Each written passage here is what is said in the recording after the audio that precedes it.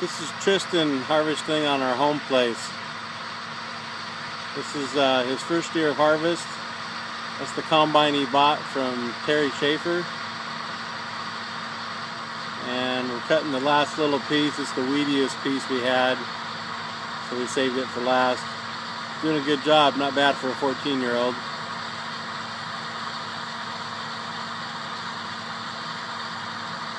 Had some breakdowns this year, but that's to be expected, especially on an old machine like this. 1979 year model. I think that was a good vintage though.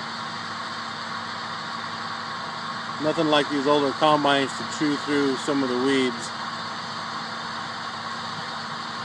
It's been a fun harvest with Tristan and all the kids. Ginger and Grace and Reagan, they were in charge of helping us clean every morning, get ready to go, helping out by making lunches and dinners. So it was a whole family affair this year. First harvest we've done in 15 years.